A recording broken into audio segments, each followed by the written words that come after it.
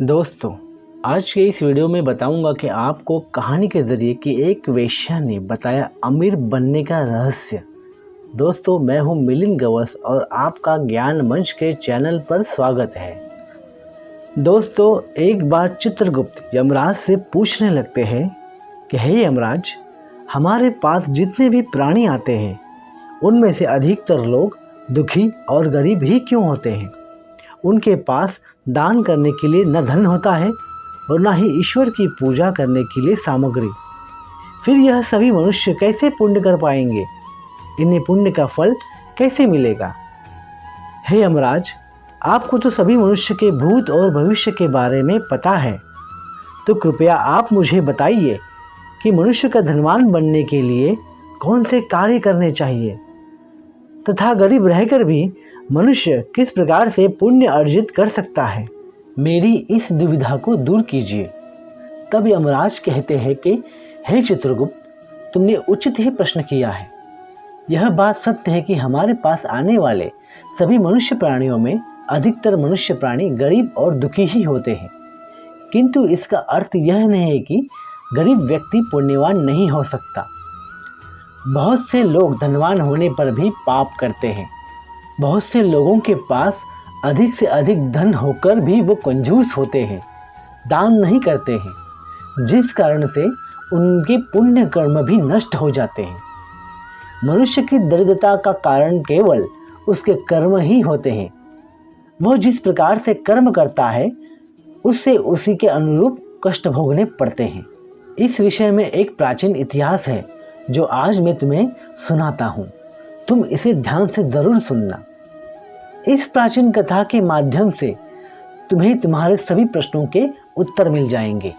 जो भी इस कथा का श्रवण करता है, मैं उसके 32 अपराध क्षमा करता हूँ। फिर चित्रगुप्त कहते हैं, हे धर्मराज, मैं इस कथा को ध्यान से पूरा अवश्य सुनूंगा। आप मुझे वह कथा सुनाइए। आपके मुख से इस कथा को सुनना मेरा सौभाग्य है। फिर यमराज कहने लगते हैं, हे वत्स, प्राचीन काल की बात है। मध्य देश में एक अत्यंत शोभायमान नगरी थी। उस नगरी में एक पापिनी नाम की एक वेश्या रहा करती थी। उस वेश्या के हाथों से जाने अनजाने में बहुत सारे पाप हुए थे। वह रोज वन में जाकर एक वृक्ष के नीचे खड़ी रहती थी और ग्राहक की राह देखती थी। उस मार्ग से जाने वाले पुरुष उस वेश्या पर मोहित होकर उसे धन देकर उसके साथ भोग विलास किया करते थे। इस प्रकार से उसे वेश्या का ऐसा ही नित्य क्रम था। वह रोज रात को वन में जाती और मत वाले पुरुषों के साथ भोग विलास करके धन प्राप्त किया करती थी। ऐसा करते करते उसने बहुत सारा धन इकट्ठा कर दिया।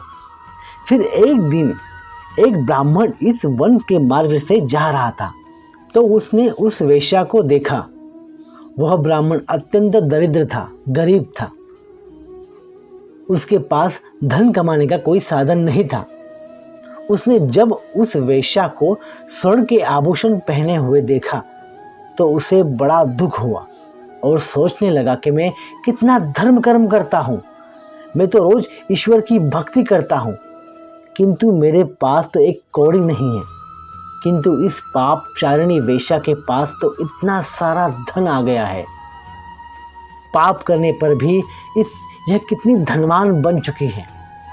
आज मैं इसे पूछ ही लेता हूँ कि यह किस प्रकार से धनवान बनी है। फिर वह ब्राह्मण उस वेश्या के पास जाता है और उसे पूछने लगता है कि हे वेश्या, तुम तो इतने पाप करती हो, फिर भी इतनी धनवान हो। इतना धन तुम्हारे पास कैसे आया? क्या कारण है कि मैं पुण्य करके भी धनवान नहीं हूँ और तू पाप करके भी धनवान है? तब वह वेश्या कहती है कि हे ब्राह्मण, इस धन का मुझे क्या उपयोग? अंत में तो मुझे नरक ही जाना है। इसलिए मैं जितने भी सुख है यहीं पर भोग रही हूँ। मुझे मरने के बाद बहुत दुख झेलने पड़ने वाले हैं और मैं इस बात को भली भांति जानती हूँ।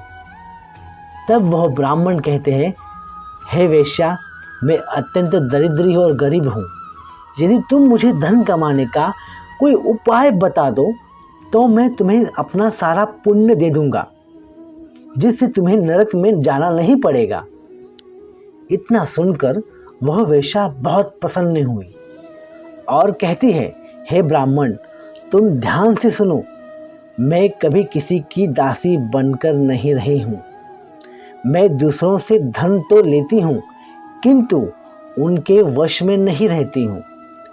मैं मेरी इच्छा से ही कार्य करती हूँ, कभी किसी के सामने हाथ नहीं फैलाती।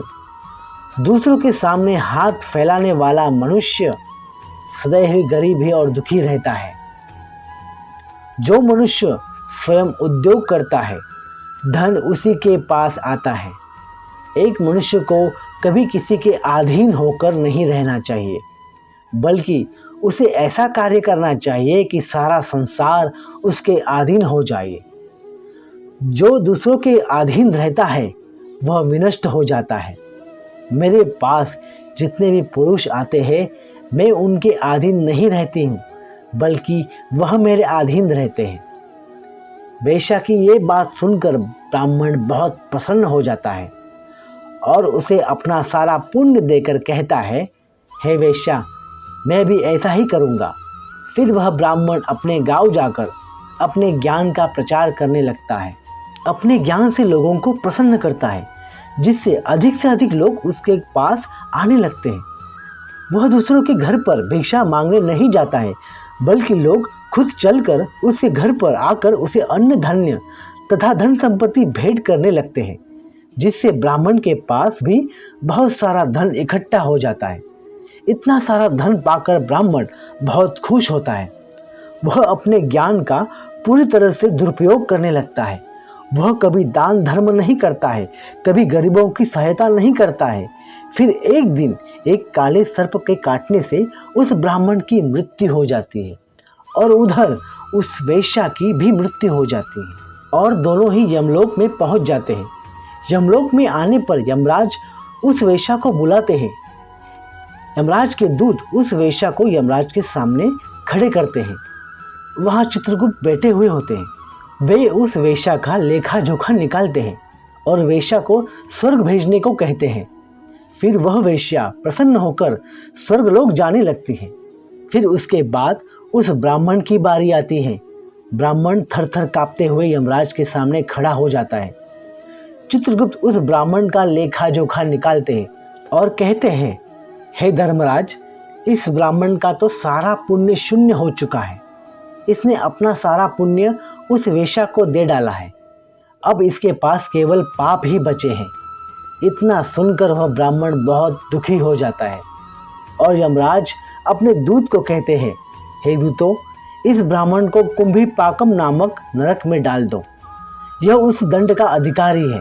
फिर यमराज के दूत उस ब्राह्मण को ले जाकर कुंभीपाकम नरक में डाल देते हैं। जैसे ही ब्राह्मण उस गर्म तेल के कुएं में गिरता है तो वह छटपटाने लगता है, उसका अंग अंग जलने लगता है और वह जोर जोर से विलाप करते हुए कहता है, हाय, मैंने क्या कर दिया, अपना सारा पुण्य उस वेश्या को दे दिया।